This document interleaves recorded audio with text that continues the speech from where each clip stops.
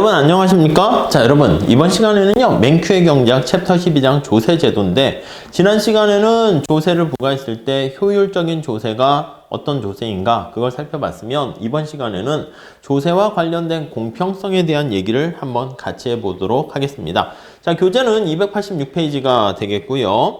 그렇죠. 거기 보니까 첫 번째 줄에 미국이 영국의 식민지였을 때 보스턴 항구 차 사건, 그거 혹시 저도 세계사 때 봤던 것 같은데, 영국 정부가 거기 나와 있는 과도하게 세금을 때리는 거죠. 그래서 미국인들이 거기에 이제 항거하게 되면서 이제 막 독립운동이 시작된 것이죠. 자, 그때 열띤 논쟁의 타픽은 바로 뭐였는가라고 하면, 지금 텍스를 많이 부과해서 문제인데 이걸 어떻게 효율적으로 부과하는가, 그런 거는 문제가 사실 없었어요. 뭐냐면 네 번째 줄에 보시면, 그쵸, 효율성의 문제에서 촉발된 것은 그 논쟁은 거의 없고요. 조세 부담을 누가 할 것인가, 이거 누가 부담해야 되지? 요거요. 요거와 관련해서 이제 사람들이 이제 열띤 논쟁을 벌리게 된 거죠. 그래서 거기 보시면 다른 의견들이 많이 있는데, 상원의원인 러셀 롱 사람은 거기 그렇게 나와 있습니다. 당신에게 세금을 물리지 마시고 내게도 세금을 물리지 마시고 저 나무 뒤에 있는 사람에게 세금을 물리세요. 그렇죠. 다 세금 내기 싫어한다, 이런 뜻입니다.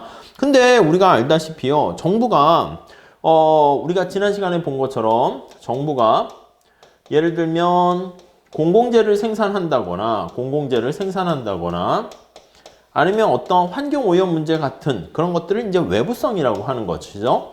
외부성 문제를 치유한다거나, 이 공공재는 이제 뭐 국방 서비스라든가 여러 가지 도로라든가 사회 간접 자본, SOC 같은 것들 생각하시면 되겠습니다. 자, 이거 할 때 뭔가 재원이 필요한 거 아니겠습니까? 누군가는 공짜가 없어요. 누군가는 필요한 재원을 마련하기 위해서 세금을, 조세를 부담해야 되는데, 지금 살펴보는 거는 이 조세를 어떻게 부담하는 게 과연 공평한가, 그 얘기를 하는 겁니다.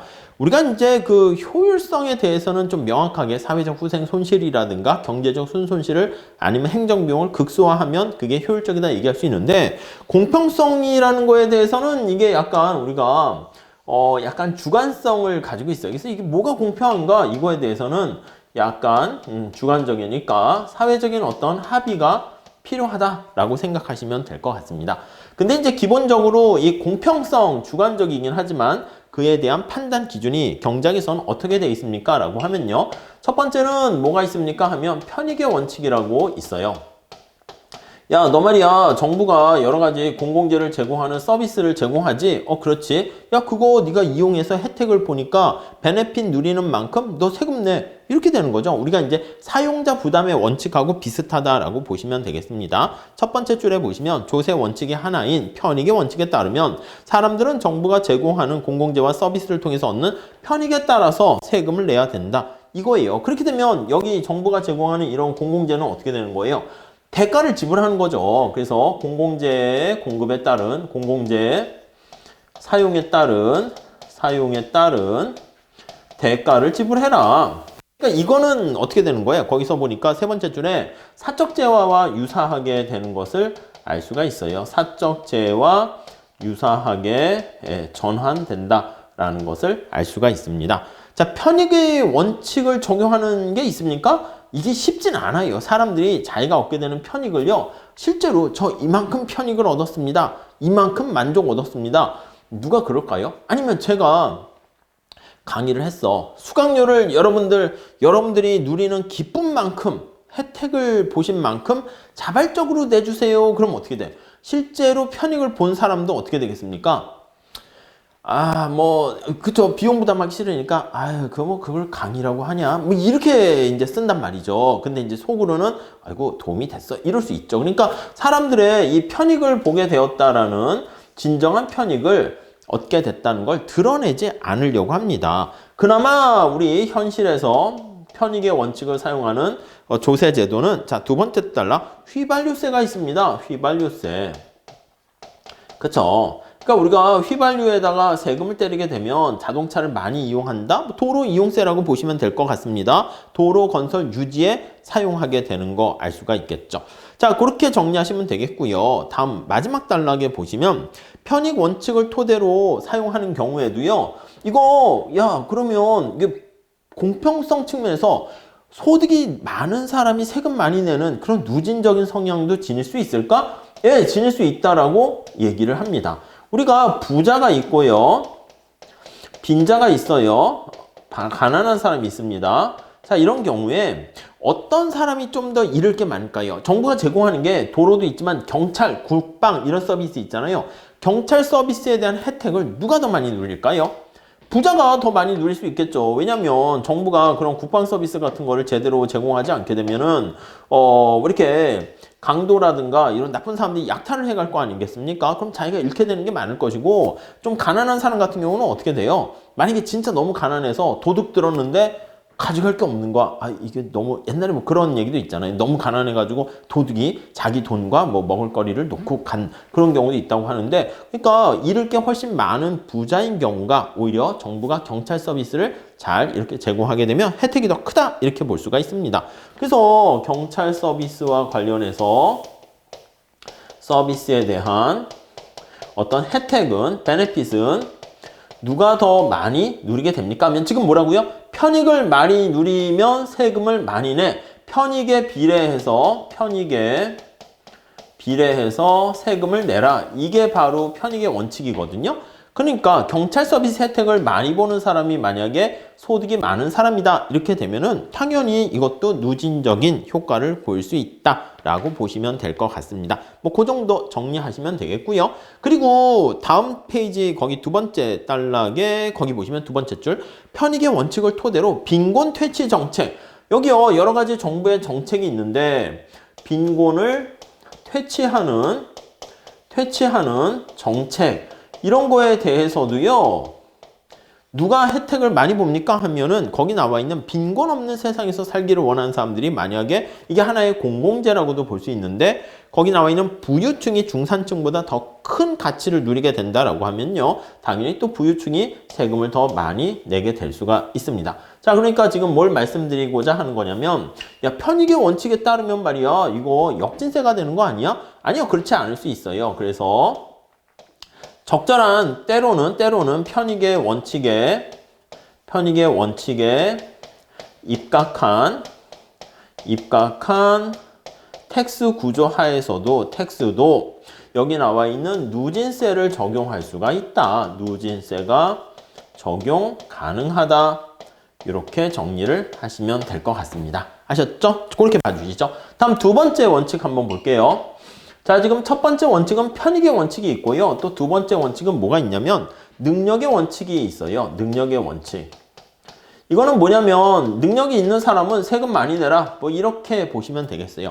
능력과 관련된 원칙은 두 가지가 있는데요. 하나는 수직적 공평성, 수평적 공평성 이렇게 돼 있습니다. 자, 먼저 이 능력에 대한 얘기를 조금 해볼게요. 첫 번째 줄에 보시면 자, 어빌리티에 따라서 세금을 많이 부담하는 거야. 그러니까 세금 부담 능력이 기준되는 거야. 그래서 능력이 높잖아요. 능력에 따라서 세금을 부담할 수 있는 능력입니다. 능력에 따라서 텍스를 얼마나 낼 것인가, 텍스의 규모가 결정된다. 이렇게 생각을 하시면 될 것 같습니다. 아셨죠? 자, 거기 보시면 이게 바로 기본적으로 세 번째 줄 밑줄 치실까요? 동등희생의 원칙이다 라고 얘기합니다. 이게 이제 어떻게 발전되냐면 동등희생의 원칙. 자, 이게 우리가 세금 냈을 때 우리가 마음이 아프거든요. 그 아픔의 정도가 똑같아야 된다라는 겁니다. 자, 이게 뭐냐면 우리가 어떤 뭐 재난을 당했다, 뭐 기부를 한다, 아니면 뭐 그런 거 할 때 세금 낼 때도 아니, 제가 만약에 100만 원 세금을 내게 되면은요, 재벌 회장님들이 똑같이 야, 내가 너보단 더 많이 낼 거야. 누진적으로 낼 거야. 해서 200만 원 내면 아니, 저의 마음 아픈 거랑 재벌 회장들 같은 경우에 돈이 되게 많으니까 200만 원 정도는 그냥 거의 껌값에 해당하는 걸 수도 있잖아요. 그렇기 때문에 희생이 좀 동등하게 같이 고통을 분담하는 게 어떻습니까? 라는 차원에서 얘기하게 되면은 소득 수준이 높은 사람일수록 세금을 더 많이 내야지 동등한 희생을 부담하는 거다라고 보시면 되겠습니다. 자, 그래서 거기 마지막 첫 번째 달러 마지막 제출 보시면 가난한 사람에게 세금 1,000달러가 부자에 부과되는 세금 10,000달러보다 더 큰 희생이 될 수도 있다. 이렇게 보시면 되겠어요. 자, 이 능력의 원칙에 따른 입각한 거에 따른 거는요. 이렇게 할게요. 여기 보시면 두 가지를 우리가 살펴볼 거예요. 하나는 뭐가 있냐면 수직적 공평성 먼저 있네요. 버티컬이라는 수직적 공평성 이렇게 돼 있습니다. 자, 수직적 공평성은 도대체 무엇입니까? 라고 하면요. 간단해요. 말 그대로 능력이 더 많으면 세금 더 많이 내. 이렇게 보시면 되겠습니다. 자, 그럼 이거 볼게요. 세금 부담 능력이 더 큰 사람이 세금을 더 많이 내라. 그러니까 더 능력이 크면 세금도 더 많이 내라. 뭐 그냥 그 원리입니다. 이해하시겠죠? 그게 바로 수직적 공평성이다 라고 보시면 되겠고요. 자, 그 다음에 수평적 공평성은 뭡니까? 라고 하면요. 수평적 공평성이다 라고 하면 자, 이거는요. 능력이 똑같으면 세금 똑같이 내라. 이게 바로 수평적 공평성이에요. 그래서 똑같은 능력을 지니고 있으면 세금도 똑같이 내라. 이게 바로 수평적 공평성이다 라고 생각하시면 되겠습니다. 뭐 어려운 얘기 아니죠? 야, 능력이 똑같으면 똑같이 세금 내고 똑같은 건 똑같이 대우하고요. 다른 것은 다르게 대우해라. 뭐 그냥 그런 뜻으로 보시면 되겠어요. 아셨죠? 자, 그런데 이게 좀 쉬운 건 아니야. 우선 첫 번째, 능력을 뭐로 측정할 거고요? 이게 쉽지 않고요. 수평적 공평성에서도 똑같은 능력이라고 했는데 앞에 똑같은 여기다 능력이라 합시다. 뭐 젓가락 두 짝이 똑같은 것도 아니고 아무튼 이 능력을 뭘 가지고 능력으로 똑같다 이걸 평가해요. 쉽지가 않죠. 그리고 수직적 공평성도 능력이 더 많으면 세금을 더 많이 낸다. 그거는 다 오케이. 근데 얼마나 많이 내야 돼? 이제 그게 이제 또 사회적으로 합의하는 게 또 쉬운 건 아니죠. 그래서 그래서 알겠어. 내가 능력 많으니까 세금 많이 낼게. 근데 얼마나 많이 내는 게 과연 이게 공평하냐? 이게 또 이제 쉽지가 않습니다. 자, 거기 보시면 수직적 공평성 먼저 한번 살펴보도록 하겠습니다. 자, 수직적 공평성 거기 밑에 표가 몇 개 나와 있는데요. 자, 밑에 한번 볼게요. 소득 수준이 있는데 거기 보시면 표가 이렇게 있죠. 자, 거기 보니까 소득이 이렇게 있고요. 그 다음에 세액이 거기 나와 있어요. 근데 거기 보시면 소득 대비 세액은 우리가 이게 전에 얘기했어요. 이게 텍스가 있고요. 그 다음에 소득을 그냥 뭐 Y라고 할게요. Y. 그럼 텍스는 그냥 T라고 할게요. 자, 그럼 여기다가 Y 대비 T 요거를 우리가 나타냈어요. 이걸 뭐라고 그랬죠? 이거 평균 세율이라고 합니다. 요걸 바로 우리는 평균 세율 이렇게 얘기해요. 평균 세율. 네, 이렇게 돼 있죠. 첫 번째 거기 비례세는 어떻게 돼 있습니까? 네, 맞아요. 평균 세율이 일정한 거야. 25%, 25%, 25% 이렇게 돼 있어요. 자, 우리 그림을 한번 그려볼게요. 자, 만약에 수평축이 여기가 소득이야, 소득. 근데 여기가 조세 크기예요, 텍스의 크기. 근데 소득이 증가할 때 세금의 크기가 이렇게 일정하게 증가한다고 할게요. 무슨 말씀인지 아시겠죠? 텍스는 뭐 A만큼 해가지고 스몰 t라고 할까요?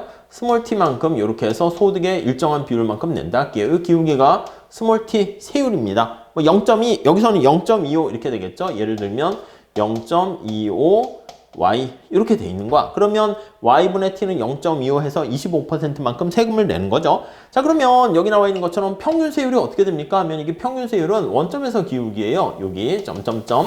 그리고 이게 소득이 이렇게 좀 많은 경우에는 점점점 보시면 이게 바로 평균 세율이다 라는 것을 알 수 있어요. 자, 평균 세율이 어떻게 돼? 일정하잖아요. 그러니까 이렇게 평균 세율이 일정한 경우로 우리가 비례세다 이렇게 얘기를 합니다. 네, 이해하시겠죠? 이렇게 평균 세율이 일정해요. 그러면 y분의 t가 이 경우에는 스몰 t로 일정합니다. 이렇게 일정하게 되는 경우로 우리가 비례세 이렇게 보시면 돼요. 물론 평균 세율이 이렇게 나와 있으면 한계 세율은 어떻게 될까요? 한계 세율은 이제 소득이 한 단위 증가했을 때 텍스가 어떻게 됩니까? 근데 요거를요 소득으로 미분하는 거잖아. 역시 똑같습니다. 그래서 접선의 기울기가 우리가 한계 세율인데 접선의 기울기도 평균 세율과 한계 세율이 똑같습니다. 그런 경우가 바로 비례세예요. 근데 우리가 이제 비례적이냐 누진적이냐 어떤 거냐라는 것은 기본적으로 요거 평균 세율을 기본으로 보시면 되겠고, 요게 한계 세율과 평균 세율이 일정하게 되면 평균과 한계와의 관계에서 당연히 평균이 일정하니까 그런 경우 비례세 이렇게 보시면 되겠습니다. 자, 반면에 우리 거기 보시면 역진세 한번 봐볼게요. 역진세는 거기 소득 대비 세액을 나타내는 평균세율이 어떻게 돼요? 감소하는 거야. 자, 여기다 정리할게요. 자, 역진세는요, 우리가 지난 시간에 본 것처럼 여기가 소득이고요. 여기 텍스가 있는데, 모든 사람들이 소득 수준에 상관없이 4,000달러 세금 내라! 이렇게 되는 거야. 자, 그러면 여기 나와 있는 것처럼 원점에서 기울기가 우리가 평균세율이라고 말씀드렸잖아요. 자, 그러면 어떻게 돼요? 평균세율이. 그렇죠. 소득 수준이 이렇게 있는 사람, 요게 평균세율이고요.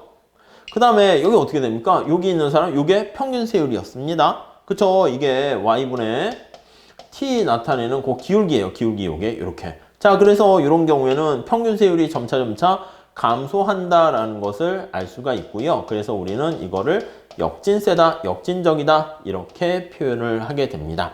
자, 그래서 y분의 t가 얘는 일정한 건데요. 감소합니다. 감소. 이거 직접 계산해 보면 어떻게 될까요? 이게 일정한 거야. t가 그냥 a로 일정하다 이렇게 생각하시면 되겠습니다.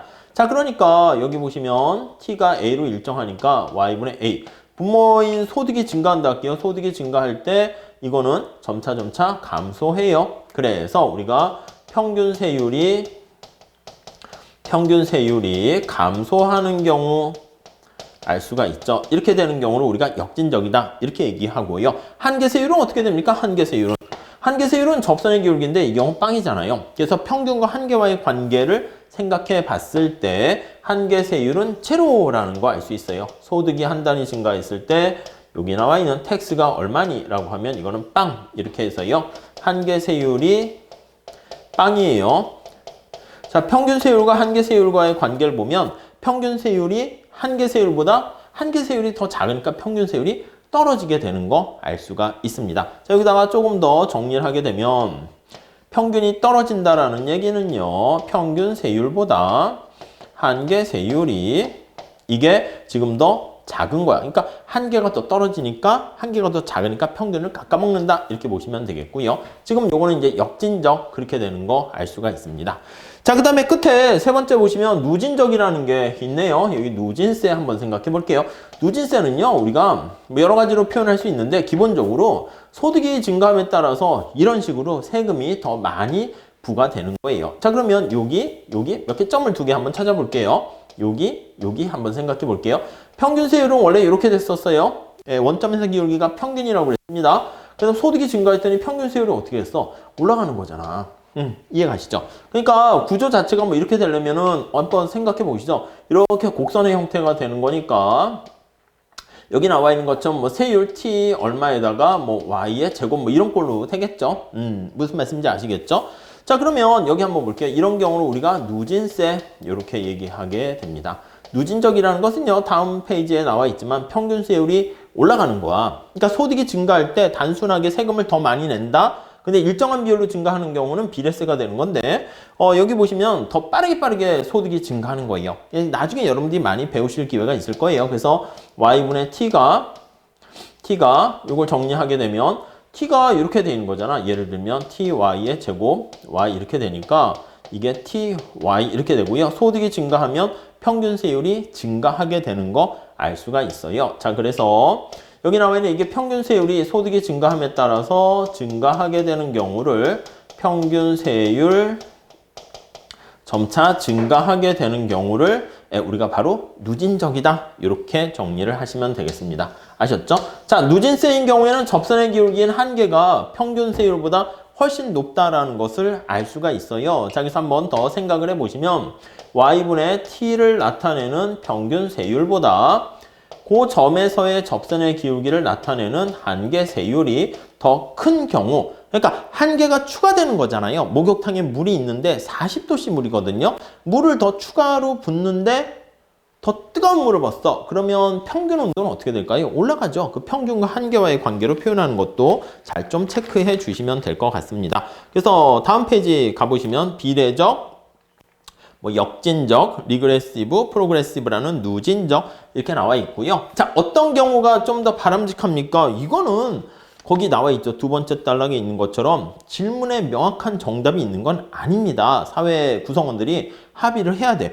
뭐가 아름다운가? 아름다운가 마찬가지로 제 눈의 안경이기 때문에 야, 내가 보기에는 아름다운데 내가 보기에는 아름답지 않은데 이거랑 똑같습니다. 아셨죠? 자, 그 다음에 밑에 사례 연구 나와 있는데 이거는 여러분들이 한번 읽어봐 주시기 바랍니다. 케이스 스터디 해가지고요. 사례 연구 이렇게 돼 있습니다. 거기 밑에 소득 계층별로 개인 소득세 부담 밑에 표가 나와 있는데요.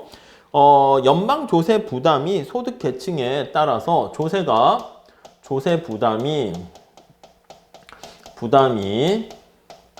네, 소득 계층에 따라서 어떻게 배분되는가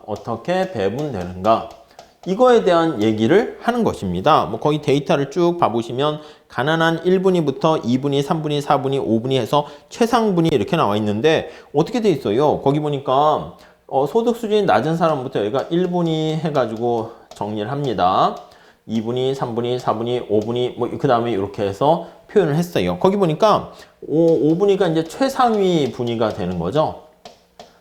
자, 그런데 거기 보시면 미국 데이터긴 한데요. 전체 평균 소득이 나와 있고요. 소득 대비 세금의 비율 보니까 당연히 세금의 비율이 이쪽으로 갈수록 높아요. 당연히 세금에 대한 소득 대비 비율이 당연히 증가하는 것은 그렇고요. 당연히. 그 다음에 소득 점유율을 보니까 어떻게 돼요? 최상위 계층이 거의 절반을 차지하는 거예요. 알 수 있네요. 또 최상위 중에서요. 상위 1%가 차지하는 일산 얘기하잖아요. 소득 점유율이 미국을 보니까 14.6 정도가 되네요. 그러니까 이 사람들이 전체 소득에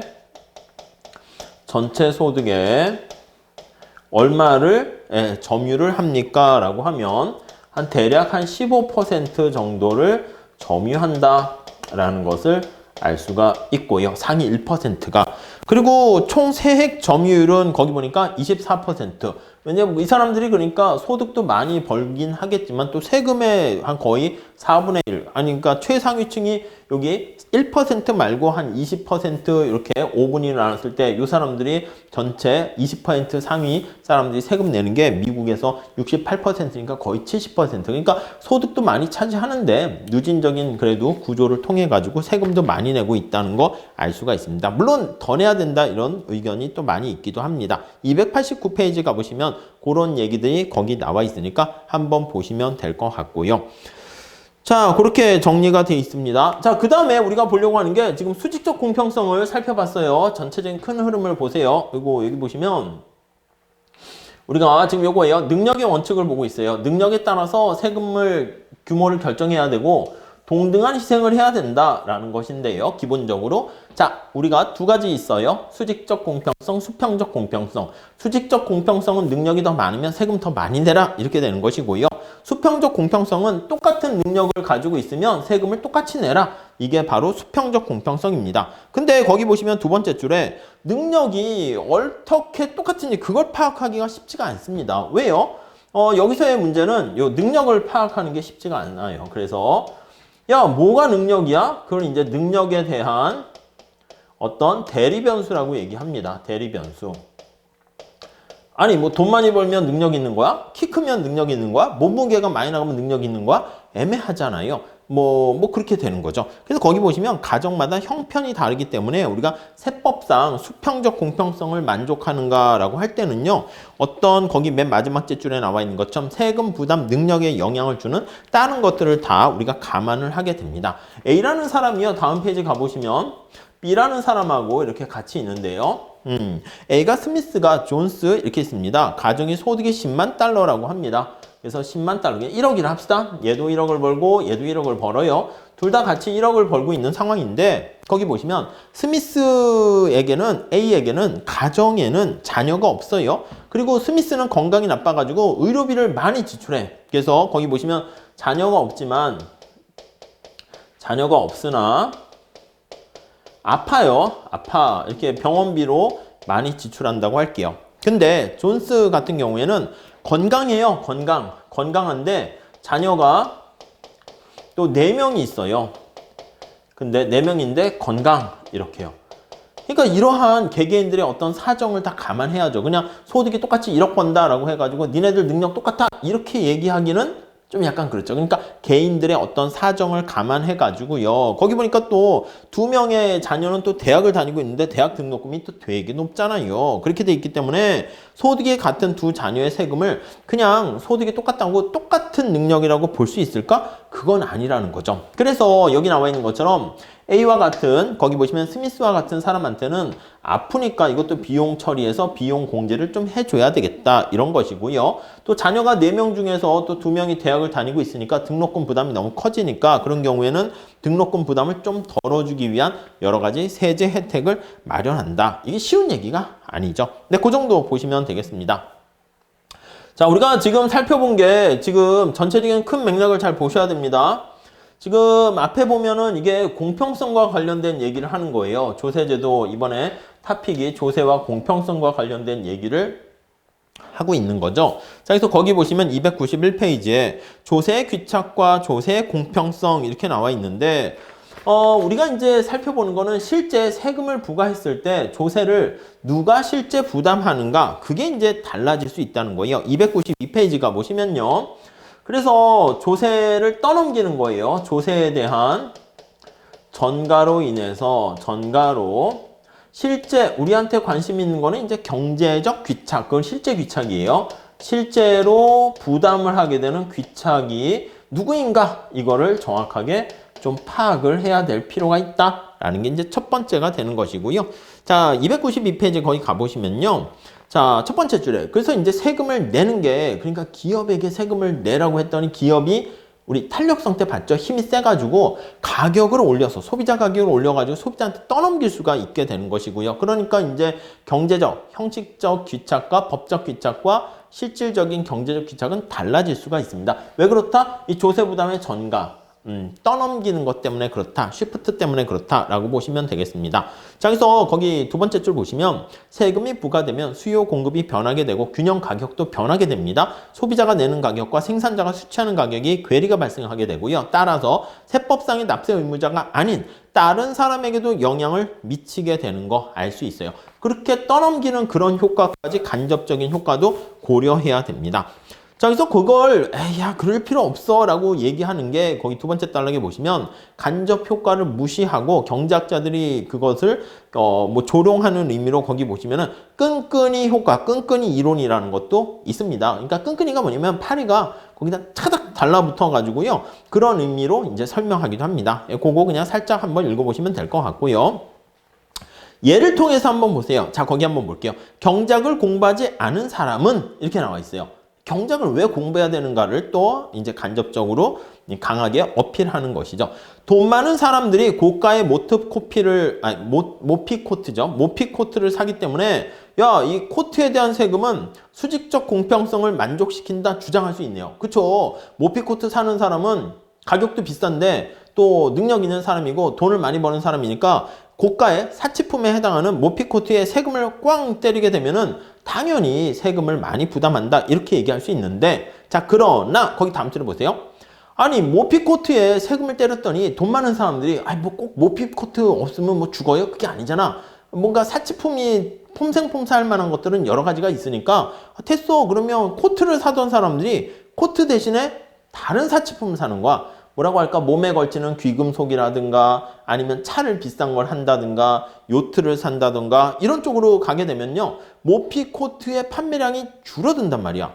근데 그러면 누가 세금을 실질적으로 냅니까? 라고 하면은 모피 코트를 구매하는 갑부들은 당연히 세금을 내겠지만 세금을 피하기 위해서 모피 코트를 구입 안 하게 되면은 모피 코트에 대한 판매량이 떨어지게 되고 그럼 모피 코트를 생산하는 사람들이 부담을 안게 된다. 라는 거 알 수 있습니다. 우리 수요 공부에서 했잖아. 여기다 세금 때리면 공급 곡선이 상방 이동하게 되면 소비자 가격이 올라가는 것뿐만 아니라 거래량이 감소하게 된다고요. 그럼 모피코트를 생산하는 사람들은 다 갑부예요? 그건 아니잖아. 그렇기 때문에 생산자에게 부담이 전가될 수 있다라는 거 알 수가 있네요. 그래서 뭐 끈끈이 효과 가지고 경제학자들을 야 웃기지 마 하고 이렇게 조롱하는 사람도 있는데 뭐 이렇게 간단한 수요 공부의 원리를 이용해서 경제 원론만 배운 사람들도 아이고 이 대화가 안 되는 거죠 사실. 그러니까 어떻게 보면은 제 개인적인 생각은 경제 원론 정도는요 전 국민의 필수 과목으로 원래 좀 해야 될 거예요. 그래서 경제학이 어려워. 우리 맹큐 경제학 책 보면 뭐 어려운 수학 같은 뭐 그래프가 좀 있긴 하지만 그런 거 쓰기보다는 일상생활에서의 어떤 선택, 합리적인 선택과 관련된 여러 가지 판단 기준들을 제시하고요. 그로 인해 가지고 우리가 제대로 바른 선택을 할 수 있는데 도움을 주는 거잖아요. 그러니까 좀 가능한 한 이건 필수 과목으로 좀 해서 좀 했으면 좋겠는데 좀 그렇죠. 그리고 이제 경제학도 좀 바뀌어야죠. 너무 지나치게 학부 수준이나 원론 수준에서는 그 아이디어랑 그 인투이션을 이렇게 제시하는 쪽으로 좀 초점을 맞춰야 되는데 너무 어렵게 막 수학하고 미분하고 이래버리니까 안 그래도 수학 싫어 죽겠는데 뭐 자꾸 더 꺼려 하는 측면이 있긴 하겠죠. 자, 그 다음에 이제 거기 보시면 법인세와 관련된 사례 연구 나와 있습니다. 법인세는 누가 부담하는가? 이거 비슷한 얘기입니다. 법인에다가 세금을 딱 때렸어요. 그러면 거기 두 번째 줄 볼까요? 이렇게 한번 볼게요. 자, 두 번째 줄 거기 보시면 법인세라고 하면은요. 이 굉장히 인기가 있는 조세예요. 우리가 봤을 때. 그러니까 법인들 하면 떠오르는 게 이제 재벌이잖아. 그러니까 자, 사례 연구 한번 볼게요. 케이스 스터디. 네, 제목은 법인세는 실제로 누가 부담하니 이렇게요. 법인세 부담 이렇게요.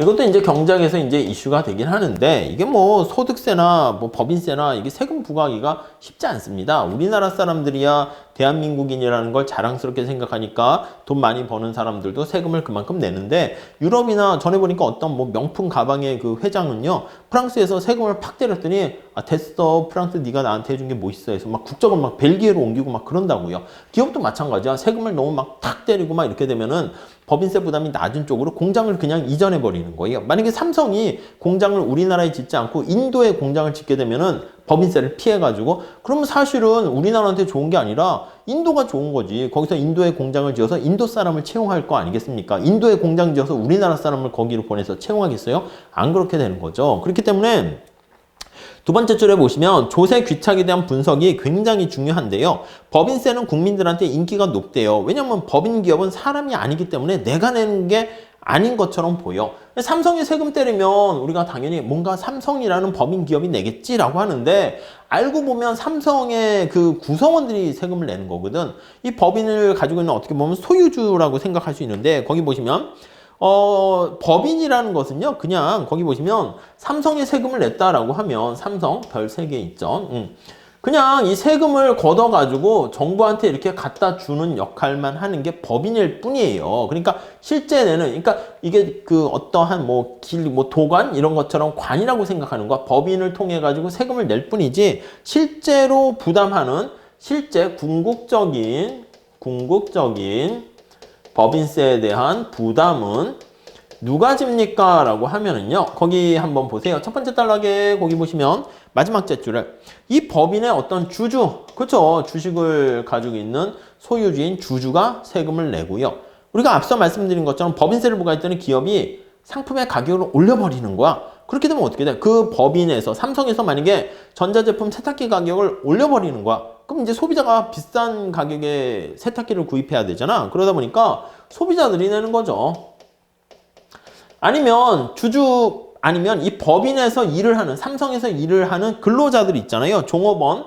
이런 사람들에게 세금이 귀착되는 거예요. 그러니까 우리가 생각할 때는 삼성 법인이 내는 것처럼 보이는데 그래서 우리가 어떤 사람들은 야 법인세 이거 알고 보면은 괜히 뭐 있어 보이는데 실제로는 어쨌든 법인을 구성하는 다양한 개별 소득세 부과하는 거랑 똑같으니까 이중과세 문제 있으니까 그냥 법인세 그냥 폐지해버리자 이렇게 주장하는 사람들도 생기게 된다고요. 자, 그래서 거기 보시면 세 번째 단락에 지금 말씀드린 얘기가 살짝 있습니다. 또 많은 경제학자들은요 법인세를 대부분 근로자와 소비자가 부담해요. 그러니까 기업이 특히 뭐 법인 같은 재벌 기업들은 힘이 세단 말이야. 그럼 어떻게 된다? 맞아요. 소비자라든가 종업원과 같은 근로자들에게 떠넘기는 거예요. 자, 그래서 거기 볼게요. 두 번째 줄에 미국 정부가 자동차 회사 이윤에 대해서 과세한다고 할게요. 법인세는 이제 주로 야 네가 벌게 된 판매 수입에서 비용을 뺀 이윤에 대한 과세다 이렇게 얘기할 수 있어요. 이렇게 야 너가 번 이윤 거기에서 세금 내 이렇게 얘기한단 말입니다. 자 그러면 세금이 부과되면 세 번째 줄 보세요. 이윤이 감소하는 거 아니겠습니까? 그러면 이윤에 과소하게 되는 거니까 첫 번째는 법인세 부과해서 이윤이 감소해요. 이윤이 감소하게 되면은 이윤 감소로 인해서 자 누가 먼저 손해를 봅니까? 그렇죠. 주주가 손해를 본단 말이야. 주주가 손해를 봐요. 자신이 받게 되는 배당이 감소하게 되는 것이죠. 그렇죠. 첫 번째 그게 있고요. 자 다음 줄에 가보시면요. 자동차 제조업의 수익성이 낮아지기 때문에 기업은 어떻게 돼? 법인은. 그렇죠. 투자를 안 해. 야, 안 되겠다. 이거 여기 투자해봤자 정부가 세금으로 다 뜯어가니까 투자를 좀 줄여야겠다. 다른 데 투자합니다. 그래서 투자가 감소하고 다른 대체 투자를 찾아 나서게 됩니다. 그래서 기업들이 거기 보시면 대안을 찾게 돼요. 대안을 마련하는데 이게 다른 투자처를 찾거나 아니면은 거기 보시면 더 큰 주택을 사거나 건물에 투자하는 거야. 건물. 아이 집 건물이나 사야겠다. 땅이나 사야겠다. 땅 투자하는 거야. 이게 바람직한 건 아니죠. 어떤 공장의 설비라든가 이런 거에 투자해가지고 막 새로운 상품을 만들고 막 혁신을 해야 되는데 땅 투기를 하는 거야. 거기다가 자신의 재산 같은 걸 다른 곳에 해외에 투자합니다. 그래서 다른 업종에 공장을 짓거나 아니면 해외에 투자를 하는 거야. 그러니까 투자처를요, 그 국내 투자가, 이거 앞에 국내 투자가 감소한다는 겁니다. 자, 그렇게 되면 어떻게 돼? 공장을 해외에 짓게 되면 당연히 이런 것 때문에 어떻게 돼? 맨 마지막 줄 보세요. 그러면 물건을 생산 안 하니까 생산이 감소하게 되고 생산 감소로 사람을 안 뽑아요. 근로자에 대한 노동 수요가 감소하게 돼요. 아니 생산 안 하는데 못하러 근로자를 채용합니까? 그러면 종업원들이 어떻게 돼? 노동자 집단 전체의 종업원에 대한 손해가 이렇게 가게 되는 거죠. 물론 이제 여기 보시면 이미 취업한 사람들은 걱정 없거나 아니면 취업한 사람들도 뭐 구조조정이 될 수가 있긴 할 겁니다. 또 더 나가서요. 다음 페이지 첫 번째 줄에 보시면 여기 보시면 세금을 때리게 되는 거잖아. 그러니까 거기 보시면 자동차 가격이 상승해요. 그래서 여기 생산이 감소하게 되는 그 효과 나와 있고요. 색깔을 좀 바꿀게요. 이윤이 감소해서 여기 나와 있는 주주가 손해를 보고요. 생산이 감소하게 되니까 근로자가 손해를 보고요. 그 다음에 여기 나와 있는 것처럼 생산도 감소하게 되면서 당연히 또 추가적으로 소비자 가격이 상승하게 되는 거예요. 소비자 가격이 상승하는 거죠. 그럼 소비자는 물건을 살 때 어떻게 돼요? 맞아요. 소비자 가격이 상승하게 돼서 비싼 가격의 물건을 살 수밖에 없어요. 그래서 여기 나와 있는 것처럼 소비자가 역시 또 손해보게 돼요. 그래서 여기 나와 있는 것처럼 주주도 손해보고 종업원도 손해보고 소비자도 손해본다라는 거 알 수가 있겠습니다. 네, 그런 것들. 그래서 이제 종업원들은 또 근로자들의 임금도 감소하게 되는 거 확인할 수 있겠습니다.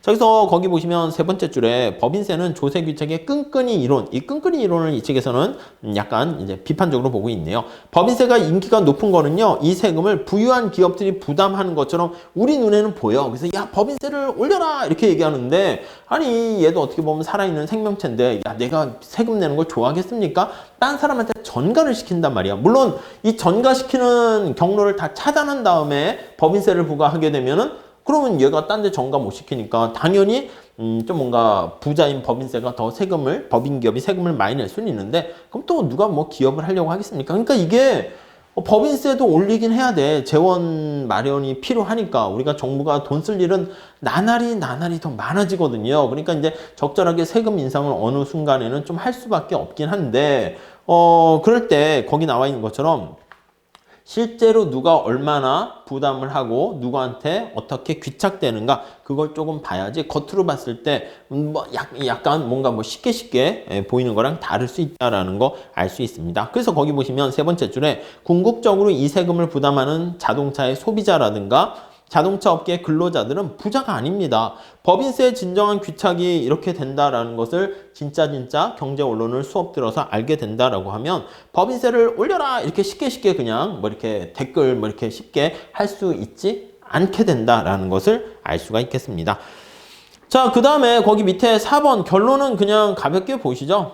우리가 지금 얘기하는 것은 조세를 이제 부과했을 때 조세 부과는 필요합니다. 근데 바람직한 조세 얘기할 때는요. 하나는 효율성, 하나는 공평성을 가지고 우리가 판단해야 되는데 그 비중에 대해서는 역사적인 흐름과 이런 사회적인 공감대에 따라서 달라졌었습니다. 두 번째 단락에 보시면 자, 거기 보니까 1980년대 미국의 로널드 레이건 대통령이 됐을 땐 약간 공화당입니다. 시장의 원리, 그래서 기업이 활동하는 데 초점을 맞추고 약간 부유한 미국인들에 대한 근로소득세가 거기 보니까 50%고 이자 소득세가 그 대통령 당선되기 바로 전에는 한계세율이 70%였는데 야, 이거 세금이 근로소득세가 너무 높고 이자소득세가 너무 높아가지고 근로의욕과 저축의욕을 떨어뜨리게 돼서 경제적 효율성을 저해한다. 이렇게 해가지고요. 거기 보니까 한계세율을 낮추게 됐다라는 걸 알 수가 있습니다. 그래서 레이건 행정부는 어떻게 됐습니까? 세제개혁 우선순위를 부여해가지고요. 두 차례에 걸쳐서 세금을 감축하는데 서명을 했습니다. 그러니까 그전에는 거의 50% 됐던 게 28%로 낮아지게 됐다라는 거 알 수가 있고요. 그 다음에 다음 단락 첫 번째 줄 보세요. 정치적 논쟁의 시계추는 양쪽 좌우 왔다 갔다 한다고 돼 있습니다. 92년 대통령 선거에 출마한 빌 클린턴 민주당 쪽이죠. 부자들이 정당한 몫을 세금으로 내지 않는다. 아니, 많이 내는 건 맞는데 좀 더 고통을 좀 분담해야 되지 않느냐. 이렇게 생각해서요. 수직적 공평성을 좀 강조해가지고요. 부유층에 대한 세금을 조금 더 올려야 된다 해가지고요. 거기 보니까 가장 부유한 소득계층의 세율을 40%로 인상하는 법안에 서명을 했고요. 그 다음에 조지 부시 대통령이 되었을 때는 또 레이건 이제 공화당의 정책이니까 이제 공화당 민주당 자꾸 왔다 갔다 하니까 그때마다 이제 뭐 법을 바꾸는 거죠. 이제 세율을 올렸다가 야 이거 너무 과한 거 아니냐 또 낮췄다가 또 올렸다가 그러니까 효율성과 공평성 이런 측면에서 왔다 갔다 하는 거 볼 수가 있겠습니다. 그 다음에 294페이지 가보시면은 그러다 부시 대통령 끝나고 또 오바마 대통령 되면서 또 고소득 가구에 대한 소득세율을 또 인상하겠다고 해서 다시 또 올라갔고요. 이렇게 되는 거 알 수가 있어요. 자, 아무튼 결론은 뭡니까? 라고 하면 조세 제도가 경제에 미치는 영향이 굉장히 중요하고요. 불가피하게 효율성과 공평성의 상충, 트레이드오프 관계가 있기 때문에 그 둘, 그러니까 공평성에 증진을 하려고 하면 효율성이 떨어질 수밖에 없고요. 효율성을 높이려고 하면 공평성을 좀 어느 정도 한 발 더 이렇게 양보할 수밖에 없습니다. 그래서 그 둘을요, 두 마리 토끼를 잡기가 어렵기 때문에 어느 정도 적절한 선에서 절충을 해야 된다라는 것을 알 수가 있겠습니다. 자, 조세제도 이렇게 좀 잘 정리하시고 다음 시간에는요, 약간 이제 기업의 어떤 선택으로 가서 뭔가 비용, 생산 이런 쪽에 대해서 한 번 더 살펴보도록 하겠습니다. 감사합니다.